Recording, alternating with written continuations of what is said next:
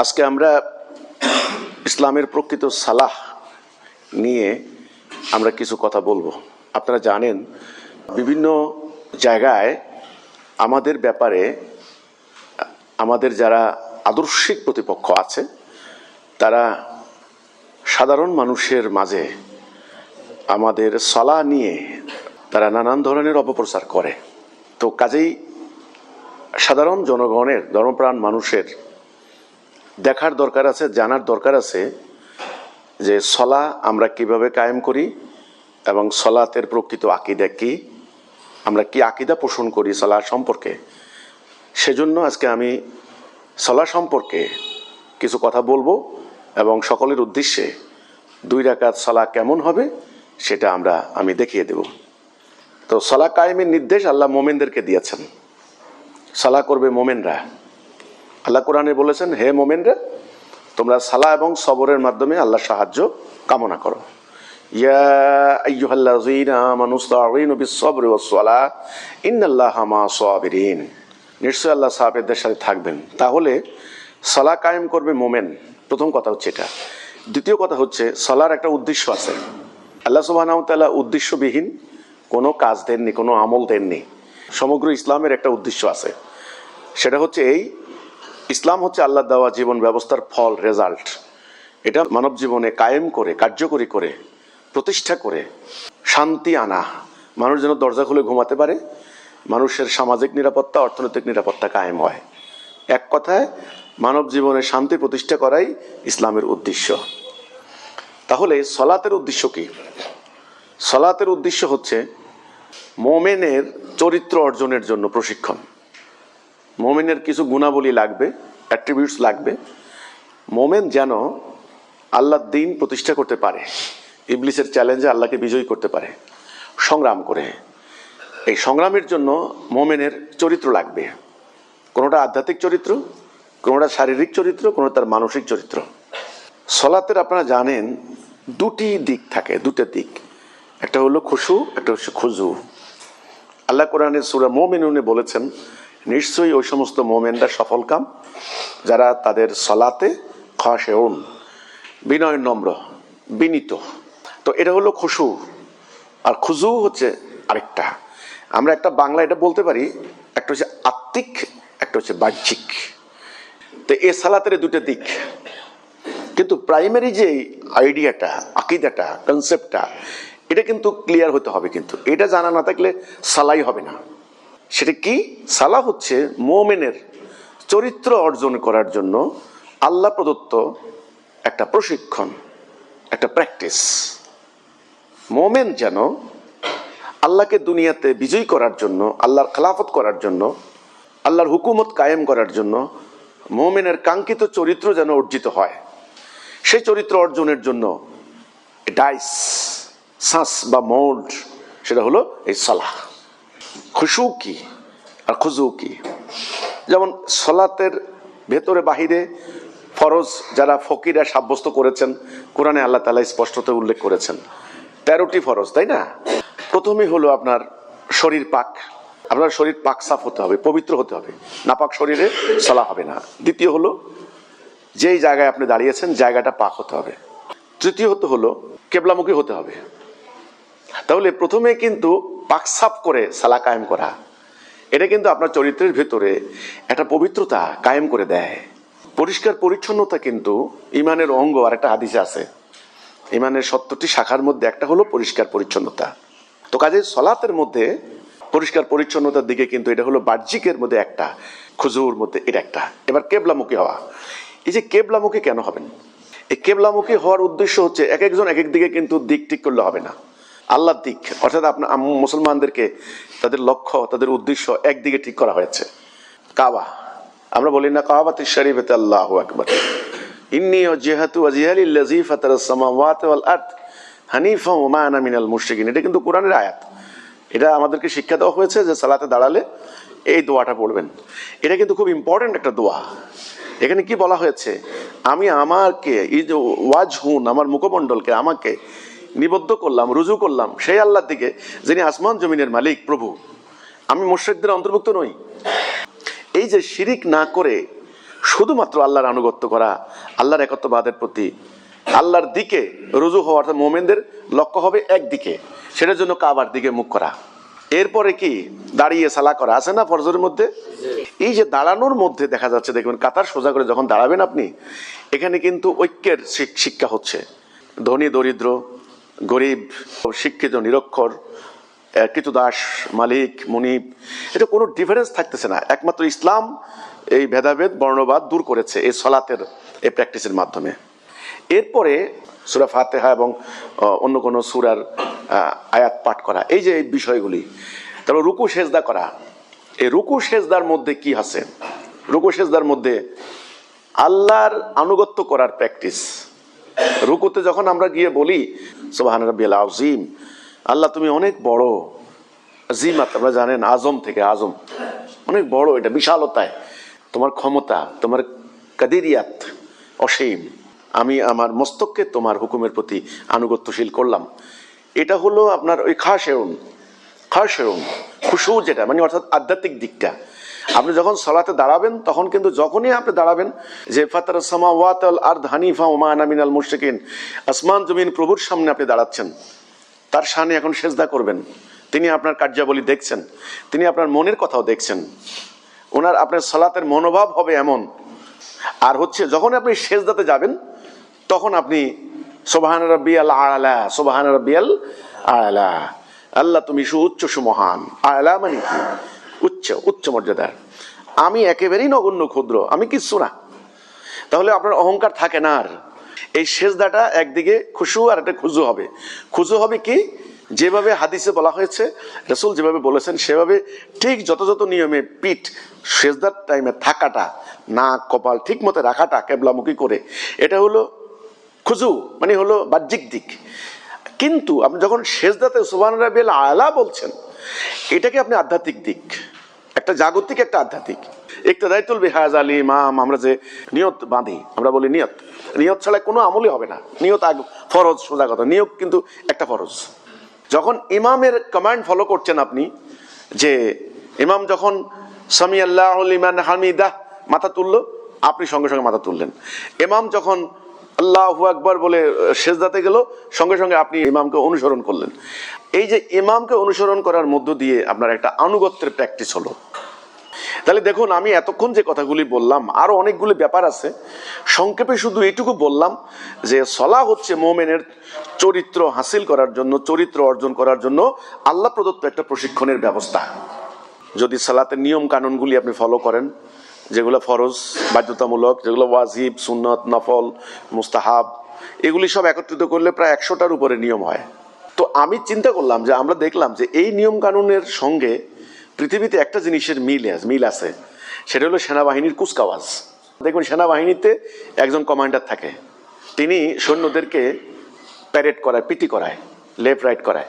এর একটা উদ্দেশ্য আছে, সেনাবাহিনীর একটা উদ্দেশ্য আছে, সেটা হলো একটা চৌকস পারফেক্ট সৈনিক তৈরি করে রণাঙ্গনে, যুদ্ধের ময়দানে শত্রুকে পরাজিত করে দেশকে রক্ষা করা বা দেশকে বিজয়ী করা, মানে একটা উদ্দেশ্য আছে ওদের।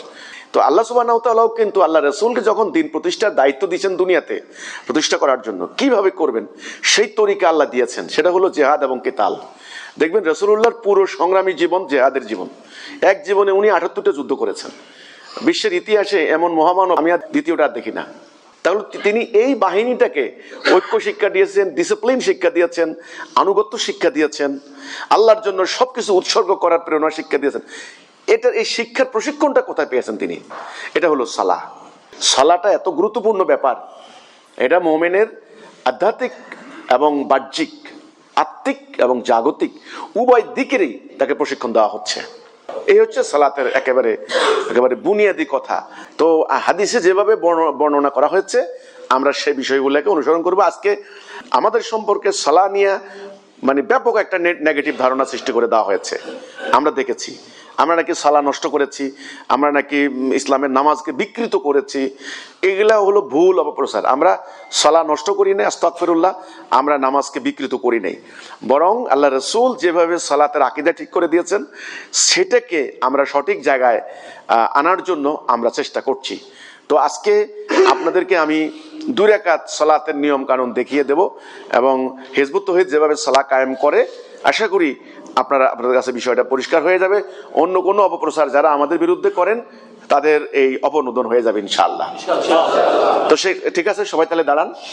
কাতার হবে ধনুকের শিলার মতো। কিসের মতো? ধনুকের শিলার মতো। আপনারা জানেন যে ধনুকের শিলা মানে এত সোজা, স্ট্রেইট, আর অন্য কিছু হতে পারে না। রাসূলুল্লাহর উপমা এত অসাধারণ, ধনুকের শিলার মতো। আর দাঁড়াবেন কেবলামুখী হয়ে। কেবলামুখী হওয়ার অর্থ হচ্ছে আমরা সবাই আমাদের দিক একদিক, লক্ষ্যের আমরা ঐক্যবদ্ধতা। ওকে। আর দাঁড়ানোর ক্ষেত্রে এই যে পায়ের পাতা কেউ ছড়াইয়া রাখেন, একটু দেখান। এই যে আমি দেখলাম কেউ এভাবে রাখেন না, এভাবে হবে না, এভাবে হবে না। আপনি পায়ের পাতাগুলি সমান্তরাল ভাবে রাখেন। কেউ এভাবে রাখেন, এটা কিন্তু হবে না। আবার কেউ কি করেন, দাঁড়ানোর মধ্যে আমি দেখেছি এভাবে দাঁড়ান, এভাবে দাঁড়ান মানে পিঠ বাঁকা হয়ে থাকে, মাথা নিচের দিকে কুঁজো হয়ে থাকে। আমি বলি হাদিসে যেভাবে বর্ণিত আছে সেভাবে কিন্তু এভাবে নামাজে দাঁড়ানোর কোনো নিয়ম নেই। দাঁড়াতে হবে সোজা, ঋজু হয়ে, মানে মেরুদণ্ড, পিঠ, ঘাড় একটা সরল রেখায় আপনার সেই প্রতিস্থাপিত হবে। অর্থাৎ সোজা হয়ে দাঁড়াবেন, কেবলামুখী হয়ে। এদিকে ওদিকে তাকানো নিষিদ্ধ, এক পায়ে দাঁড়ানো যাবে না। এ কথাগুলি মনে রাখতে হবে। মুষ্টিবদ্ধ করে, হাত শক্ত করে, বুক টান টান করে এই সেজদার দিকে দৃষ্টি হবে, এভাবে সোজা করে দাঁড়াবেন। ওকে। দাঁড়ানোর মধ্যে উভয়ের মধ্যে ফাঁক কতটুকু, এমন ভাবে দাঁড়াবেন যেন অন্তত বেশি ফাঁক না থাকে। আবার একেবারে এমন ভাবে না হয় যেন আপনি বিচলন করতে কষ্ট হবে, মুভমেন্ট করতে, এরকমও না হয়। আর পিছনের গোড়ালিগুলি একেবারে সোজা থাকবে, পিছনের গোড়ালি। ওকে। আর কমান্ডের ব্যাপারটা আমি আপনাদেরকে বলি। কমান্ড হাদিসে আসছে তাকবীর হবে উচ্চস্বরে। তাকবীর হবে কিসের স্বরে? উচ্চস্বরে, যেন মুসল্লিরা শুনতে পায় এবং সাথে সাথে কমান্ড ফলো করতে পারে। এখানে আবার বলছি, সলাহ হচ্ছে মোমেনের চরিত্র অর্জনের জন্য প্রশিক্ষণ। এটা যে যার মতো সলাহ করলে সলাহ হবে না। কেউ দাঁড়ালেন, কেউ বসলেন, কেউ মাত্র রুকুতে গেলেন, এই ধরনের বিশৃঙ্খলা সলাতের উদ্দেশ্যের পরিপন্থী। সেজন্য আপনারা কি করবেন? কমান্ড ফলো করবেন। কমান্ডটা আগে শেষ হতে দেবেন, তারপরে আপনারা রুকু সেজদা ইত্যাদি করবেন। ওকে। যেমন আমরা প্র্যাকটিস করি, আমি শেষ শব্দটা আমরা ইন্টেন্সিফাই করব, শেষ শব্দটাকে আমি একটু জোর দেব। হ্যাঁ, আল্লাহ। আবার হাত নামান, আবার হাত নামান, একসাথে। কিন্তু হাত কেবলামুখী হতে হবে, কানের লতি বরাবর হাত উঠবে, বুড়ো আঙ্গুল, দুই হাতের পাতা একটু একটু কেবলামুখী হয়ে থাকবে। আপনার হলো এই ডানাগুলিকে করে দিবেন না, ছড়াই দিবেন না। ওকে। আল্লাহু আকবার। এই যে একসাথে হাত বাঁধলেন, ডাইন হাত দিয়ে বাম হাতকে শক্ত করে ধরবেন, ডাইন হাতকে দিয়ে বাম হাতকে শক্ত করে ধরবেন। গুড। ঠিক আছে, ঠিক আছে। ডাইন হাত দিয়ে বাম হাতকে শক্ত করে ধরবেন, বুক টান টান থাকবে, পিঠ মাথা সোজা থাকবে। ওকে। অনেকে এখানে হাত বাঁধে, এখানে হাত বাঁধে, এখানে হাত বাঁধে। এই জিনিসটা দেখেন, এখানে সমস্যা হচ্ছে কি, আপনি একরকম ধরলেন, আপনি একরকম ধরলেন। এটা কিন্তু আপনি আবারও বলছি, অনেকে হাদিস দেখান এখানে বুকে হাত বাঁধার, কিন্তু আমরা একটা অনুসরণ করতে চাই। তাই আপনি কিন্তু এভাবে হাত না, আপনি উনি যেভাবে ধরছেন ধরেন, এটা আমাদের উদ্দেশ্যের সঙ্গে, আকীদার সঙ্গে অনুকূল। ডাইন হাত দিয়ে বাম হাতকে শক্ত করে ধরবেন, যেন কোনো রকমের বডির নড়াচড়া না হয়। ওকে। আল্লাহু আকবার। গুড। এখানে অনেকের রুকুর মধ্যে আপনার মাথাটা একটু উঠান, শরীরটা, এই যে মাথাটা একটু নিচের দিকে নামান। একসাথে হবে রুকুগুলি, একসাথে হবে, একসাথে। অনেকের এই যে ওনার পিঠটা একটু কুজা হয়ে রয়েছে, এটা ঠিক করেন। এই যে উনার পিঠ, হ্যাঁ, এটা হবে না। পিঠটা ছাড়েন, পিঠ ছেড়ে দেন, পিঠ ভাঙেন আর একটু। ওকে। দেখুন এই পিঠটা দেখেন, আমাদের এই ইমাম সাহেবের ওনার পিঠটা দেখেন, আমাদের মাওলানা রুহুল আমিন ভাই ওনার পিঠটা দেখেন, কি সুন্দর মাশাআল্লাহ। এই যে পিঠ, ঘাড়, মনে হয় যেন একটা গ্লাস পানি রেখে দিলে এক মগ পানি পড়বে না এখানে, এত সুন্দর পিঠটা, এত সুন্দর। আমি ওনার রুকুটা একটু দেখাই, একদম প্রমাণ আমি প্রমাণ দেখাই। আমার হাতে এক গ্লাস পানি আছে, আমি একটা প্রমাণ দেখাই। দেখুন আমি এক গ্লাস পানি রাখলাম, একদম মানে ঠিক এই হচ্ছে রুকু, এই হচ্ছে রুকু। এটা হলো পারফেক্ট রুকু। দেখেন পানি পড়ছে না, কিন্তু পারফেক্ট রুকু। এই রুকুটা হলো প্রকৃতপক্ষে, এটা হলো রুকু। রুকু করতে বলা হয়েছে সামি আল্লাহু লিমান হামিদা। এই যে একসাথে উঠলেন, দেখেন অনেকে রুকু কিন্তু অর্ধেক দেয়, অর্ধেক এইভাবে পুরো দেয় না, হাঁটু ভেঙে দেয়, হবে না। আবার অনেকে কি করে, এরকম কুজা হয়ে যায়, এরকম কুজা হয়, হবে না। আমি এতক্ষণ যে রুকুটা দেখালাম এই হচ্ছে রুকু। আল্লাহু আকবার। একসাথে সুবহান রাব্বিয়াল আলা, সুবহান রাব্বিয়াল আলা, এটা কিন্তু 3 বার বলবেন। আর না কান থেকে একটু সরিয়ে রাখেন, এই পিঠটা ঠিক আছে, গুড, এটা কিন্তু ঠিক আছে। ওনার এই রুকুটা ঠিক আছে, ওকে। এনার এনার এনার এই রুকুটা ঠিক আছে। আর পিছনের পায়ের গোড়ালি আর একটু খাড়া থাকবে, আপনার পায়ের গোড়ালি ঠিক করেন, একটু ক্লোজ করেন, পায়ের গোড়ালি ক্লোজ করেন, গুড। এই যে পায়ের গোড়ালি খাড়া থাকবে, 2 পাতা মুড়িয়ে থাকবে, সুবহান রাব্বিয়াল আলা, সুবহান রাব্বিয়াল আলা। নাক কান কিন্তু সমানভাবে থাকবে, নাক কান সমানভাবে থাকবে। আল্লাহু আকবার। এই যে বসার ক্ষেত্রে আসেন, বসার ক্ষেত্রে অনেকে কুজো হয়ে বসে, একটু কুজো হোক। এই যে বসাটা, এই বসাটাকে আমরা হাদিসে কিন্তু যেভাবে পাই এটা হয় না কিন্তু। দেখেন এখানে ওনার কিন্তু কোনইটা এখানে কিন্তু ওনার পেটের সঙ্গে লেগে আছে, এটা হবে না। কোনইটা কিন্তু আপনার হাঁটু শক্ত করে ধরবেন যেন একটা বাস পাখি তার শিকার ধরে, এরকম। আর আপনি এই যে এটা শক্ত করেন, এটা শক্ত করেন, এই যে পিঠ শক্ত করেন, ঘাটের সোজা করেন, সেজদার দিকে দৃষ্টি রাখেন। এই হচ্ছে ব্যাপারটা, মানে পিঠ, মাথা, ঘাড়ের মেরুদণ্ডগুলি জায়গায় জায়গায় গিটের মধ্যে, গ্রন্থির মধ্যে বসে যাবে, একদম পরিষ্কার আছে ওইটা। এবং আপনি হাদিস রাসূলুল্লাহ সুবহান রাব্বিয়াল আলা বলে আবার মানে একটা সেজদা দিয়ে আবার বসতেন, ঠিক প্রত্যেকটা অঙ্গ প্রত্যঙ্গ জায়গায় জায়গায় প্রতিস্থাপিত হয়ে যেত। আবার তিনি সেজদা যাইতেন, সুবহান রাব্বিয়াল আলা, ওটা মানে যে কয়বার পাঠ করা দরকার সেটা পড়ে সোজা হয়ে উঠতেন। আসলে কুঁজা হওয়ার, দুর্বল হওয়ার, নরম হওয়ার কোনো দলিল কিন্তু আমরা পাই না। সেটা নিয়ে খাশিউন মানে কি সেটা নিয়ে আমি একটু পরে বলছি। সেজদার একটা আল্লাহু আকবার,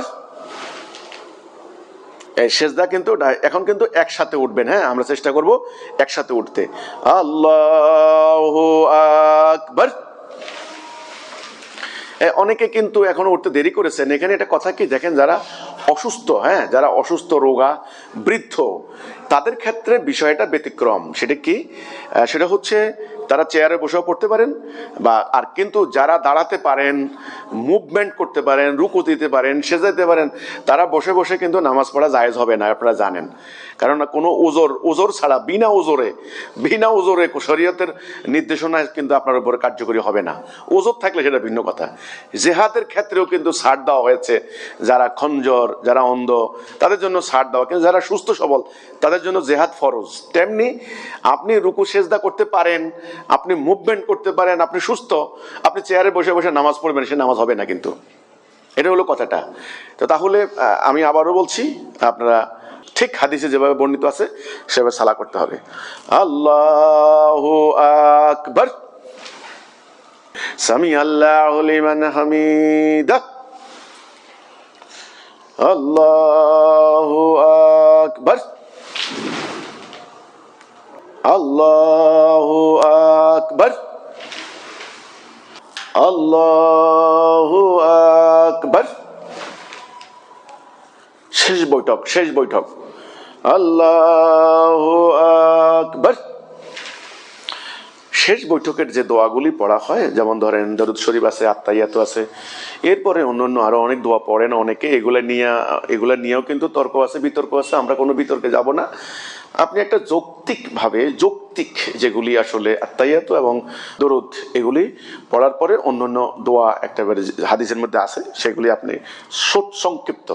কারণ জামাত রাসূলুল্লাহ খেয়াল করতেন, নারী শিশু থাকে, তাদের কষ্ট হবে, অনেক মানে কাজের যাওয়ার লোক আছে, অনেক ব্যস্ত।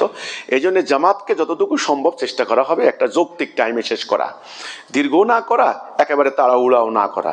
তাড়াহুড়া করলে কিন্তু সালাতের রোকনগুলি সঠিকভাবে পালন করা হবে না। তো এই হলো কথাটা। তো সালাম ফিরানোর ক্ষেত্রে এখানে একটা নিয়ম বলে দিচ্ছি, সেটা হলো অনেকের পুরো বডিটা ঘুরে যায়।